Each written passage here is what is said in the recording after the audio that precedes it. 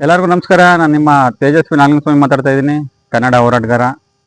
ಏನು ನಮ್ಮ ರಾಜ್ಯ ಸರ್ಕಾರಕ್ಕೆ ಒಂದು ಮನವಿ ಮಾಡ್ಕೊತಾ ಇದ್ದೀನಿ ಈ ಟೈಮಲ್ಲಿ.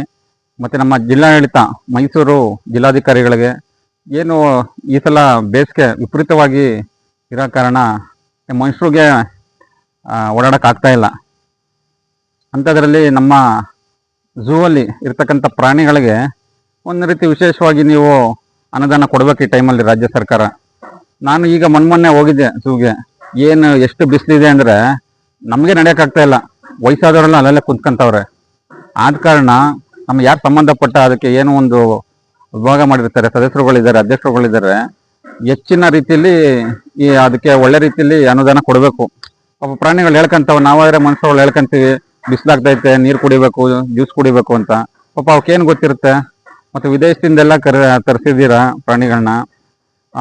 ಏನು ಜಿಲ್ಲಾಡಳಿತ, ಮೈಸೂರು ಜಿಲ್ಲಾಡಳಿತ ವಿಶೇಷವಾಗಿ ಪ್ರಾಣಿಗಳಿಗೆ ಅನುಕೂಲ ಮಾಡಿಕೊಡ್ಬೇಕು ಈ ಟೈಮಲ್ಲಿ. ಮತ್ತು ರಾಜ್ಯ ಸರ್ಕಾರ ಏನು ಅನುದಾನ ಈ ಸಲ ಬಜೆಟಲ್ಲಿ ಝೂಗೆ ಏನು ಕೊಟ್ಟಿಲ್ಲ ಅನ್ಕೋತೀನಿ.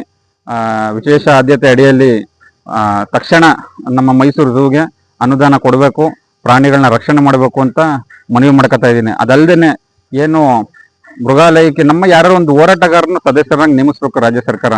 ಎಲ್ಲ ಬರೀ ಪಾರ್ಟಿ ವರ್ಕರ್ಸ್ಗಳನ್ನ, ಕಾರ್ಯಕರ್ತರುಗಳನ್ನ ಮಾಡ್ತಾ ಇದ್ದೀರಾ, ಸಂತೋಷ, ಅದು ನಿಮ್ದು ಏನೇನು ನಿಯಮ ಮಾಡ್ತಾ ಇದ್ದೀರಾ. ಅದೇ ರೀತಿಯಲ್ಲಿ ನಮ್ಮ ಕನ್ನಡ ಹೋರಾಟಗಾರರಿಗೂ ಒಂದು ಅವಕಾಶಗಳು ಕೊಡಬೇಕು ರಾಜ್ಯ ಸರ್ಕಾರ. ಯಾಕಂದರೆ ಈಗಿರೋ ಮುಖ್ಯಮಂತ್ರಿಗಳು ಕನ್ನಡ ಕೌಲು ಸಮಿತಿ ಅಧ್ಯಕ್ಷರಾಗಿದ್ದರು ಒಂದು ಕಾಲದಲ್ಲಿ. ಕನ್ನಡ ಹೋರಾಟಗಳನ್ನ ಮಾಡ್ಕೊಂಡು ಇವತ್ತು ನಮ್ಮ ರಾಜ್ಯದ ಮುಖ್ಯಮಂತ್ರಿಗಳಾಗಿದ್ದಾರೆ ಸತತವಾಗಿ 2ನೇ ಬಾರಿ.